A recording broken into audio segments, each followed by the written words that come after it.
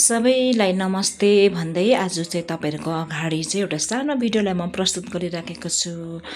अल्छी लाग्दै भए तापनि यसो हेरिदिनुहोस् है। र विशेष यति बेला चाहिँ म र फुर्दिन्दा भन्ने चाहिँ हामी मेला जाँदैछौँ है। घरबाट निस्केर चाहिँ मेला भन्ने चाहिँ कहाँनिर भन्दाखेरि चाहिँ कलेज ग्राउन्डमा लाग्दैछ। हामी बसेको जग्गादेखि अलिकति मुनि है। माथिबाट मैले भिडियो क्लिक गरेँ, अलिकति मेला लागेको रहेछ। फाइनली हामी त्यहाँनिर पुगिसक्यौँ हो। अनि मलाई मेला जाँदाखेरि एकदमै माया लाग्यो। हेर्नुहोस् न, मान्छेहरू कोही पनि छैन है।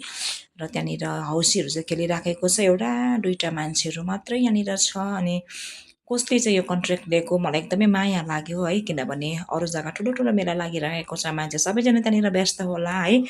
र अब के गर्नु, मान्छे छैन, तर पनि हामीले चाहिँ यहाँनिर यसो नम्बर स्क्रच गर्ने चाहिँ अलिकति खेल्यौँ हो। अब केही न केही त गर्नुपर्छ आएर भनेर है। यसो यहाँनिर मैले चाहिँ स्क्रच गर्दैछु। फर्स्टमा चाहिँ मेरो केही पनि परेन हो। अहिले हामीले चाहिँ एकछिन बादमा चाहिँ फस्दै छ, के फसाउनेछौँ हेर्नुहोस् है।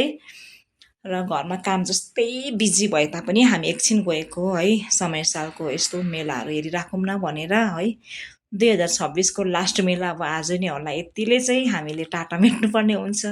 किनभने हामी सानो सानो कुरामा खुसी पनि हुनुपर्छ है। हाम्रो आफ्नो आफ्नो अवस्था अनुसार चल्नुपर्ने हुन्छ नि त। सो त्यसैले गर्दाखेरि र बात गर्दा गर्दै हेर्नुहोस् न, सानो ढाकी चाहिँ मैले फसाएँ, यो ब्लू ढाकी हो।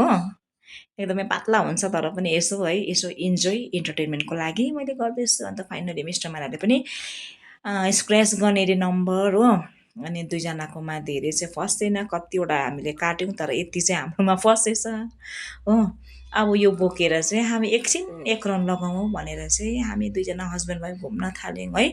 अन्त मलाई चाहिँ यहाँनिर फेरि माटोको ग्लासमा चिया पाउँदो रहेछ। यो चियामा चाहिँ फेरि मलाई लोभ लागिहाल्यो है। अन्त म चिया पिउँदैछु हो। फुदेन्दा र मैले एक कप मिठो टेस्टी रहेछ, सबै कुरा ठिकै भएको है। किनभने टी लभर तपाईँलाई थाहा छँदैछ हो। र अब हामी चाहिँ फाइनली बिदा भएर आउँदैछौँ। एकछिन कोलम्बसहरूको रमिता हेर्दै पिङ खेल्नु पऱ्यो भनेको फुर्देन्दाले सक्दैन हो। म एक्लै चाहिँ बोरिङ लाग्यो। योपालिको पिङ चाहिँ मैले मिस गरेँ है।